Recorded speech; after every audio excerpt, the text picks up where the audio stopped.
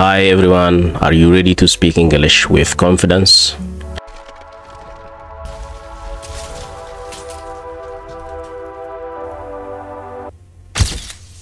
So asirratti, this teacher is gonna tell us what he exactly doing.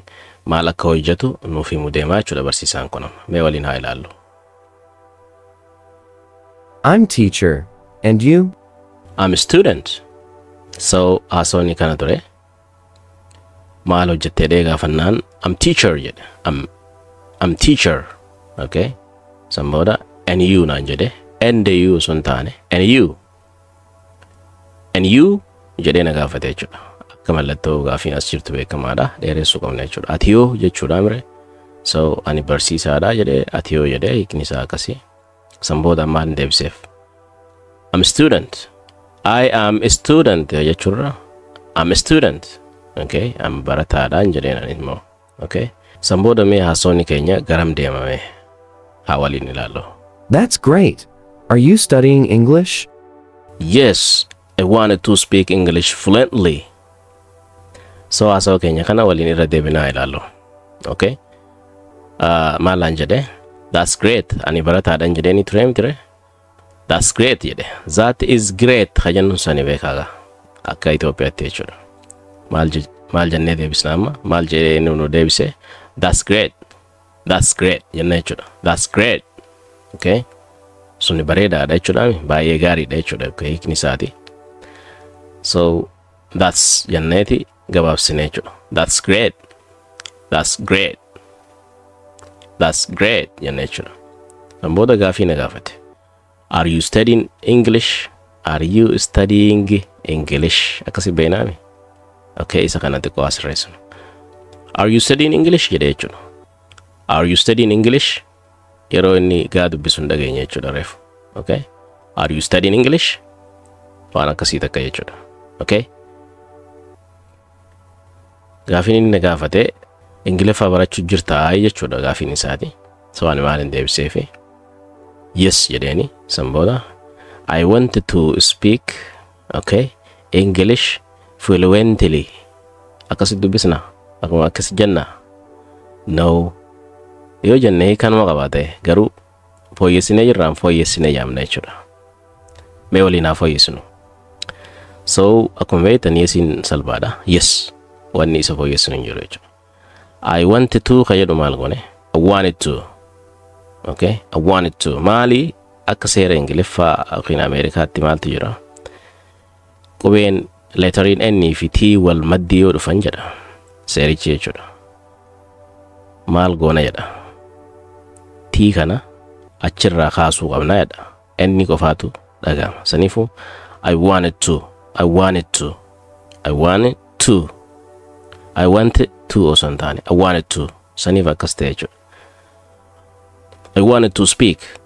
Okay? I wanted to speak English. Angaasii jechuudha. Asillee dhufne N fi T wal maddii jiran agartanii? Saniif fluently jechuudha. Maaliin godha? N fayyadame T yoon asii kaase kam taate? Fluently. Fluently. Sii galami? So, akkasii dubbisna jechuudha. Akka fakkeenyaaf jecha internet jedhus yoo fudhatte internet jedhaniin isaan. Okay? Jecha interview jennee nuti amnu. Interview jedhaniin. Okay?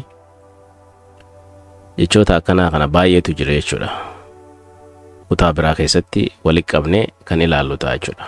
So, irra deebinee al tokko haa dubbifnu. Yes, I wanted to speak English fluently. Akkasitti dubbisnaa jechuudha. Eeyyee, ani afaan Ingiliffaa sirnaan dubbachuu fedhiin qaba jechuudha. Asirra fluent jechuun afaan san sirri dubbachuu jechuudha. I'm fluent speaker yoo ta'e, I'm fluent speaker yoo ta'e, ani dubbataa san afaan sanii kan akka gaarii dubbatu jechuudha. Osoo hin caccabsine jechuun osoo hin dhibne haasawuu jechuudha. Osoo jechi ati jechuu barbaadde si duraa badee rakkanne haasawuu maali fluency jedhaniini. So akkas fakkaata. Sambooda barsiisaan kun maallaan jaalaata. Haalaallu. That's good. Practice every day and you'll improve. Thank you. I will. See you later. Okay, haasawuu ichi kana fakkaata jechuudha haasawni keenya. So maallaan jedhee that's good. Okay, afaan Ingiliffaa kana sirri dubbachuu barachuu barbaada jedhee yeroo itti haasa'u that's good naan jedha. That's good. akkas jedhame. That's good. Okay, hiikni isaa maali? Gaariidha jechuudha miti. Sun gaariidha ree jechuun waan gaariidha jechuu jiraan jajjabeessu jira jechuudha. Okay, san booda maal gorse? Practice every day naan jedhe. Okay, guyyuu shaakali jechuudha. Practice jechuun shaakaluudha mire. Every day guyyuutii miti. And naan jedhe. And tana ennuma qofa yennaa miti yoo isa duuba jechi biraa jiraate. Maal jedhee fakkeenyaaf irra deebinee haa jennu nuti samma akka keenyatti jechuudha. That's good. Practice every day and you'll improve. That's good. Practice every day and you'll improve. So gaariidha jedhee guyya guyyaan okay every day shaakali naan jedhee na gorsee okay ni fooyyessitaa jechuudha. Okay wiliin akka jennutti will jechuun fuuldura agarsiistii mire you'll improve asirra you will improve osoo hin taane you'll improve you'll. That's good. Practice every day and you'll improve. Kana jechuun you will improve hin jennu you'll improve akkasitti irra bareedaa jechuudha yeroo dafnee jennu jechuudha saffisaan. Okay saniifuu that's good jedhee gaariidha guyya guyyaan shaakali jechuun practice jechuun shaakaluudha. So practice every day guyyuu shaakali and you'll improve. Akkasitti maal taata you'll improve ni fooyyessitaa jechuudha.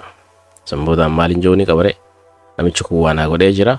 He advised me to okay practice and he gave me some tips. Okay akkaataan itti fooyyessu waan natti himeef galatoonfatuun qabaa miti re maaliin jedheeni thank you hin jennu ennemre thank you akkasi jenna thank you sagalee ol kaastee akkasi jettaan galatoomi jettaan jechuudha.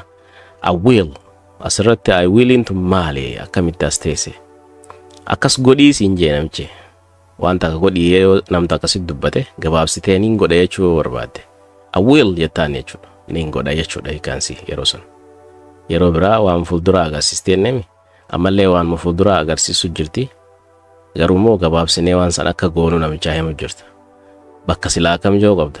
Okay I will practice English every day bakka jettuun gabaabumatti himaa kana guutuu isaa kamiin deebiste I will jetteen I will anis waan godhisiin jaan takka yeroo ma hundaa'u namni ajaja wayii sikkannee waan takka yookiin immoo gorsa wayii sikkannee akkas godhi yoo siin jee jechuu fuulduraafillee waan inni joosan okay I will do that I will maali jechuu dhiiste okay I will jettaan jechuudha.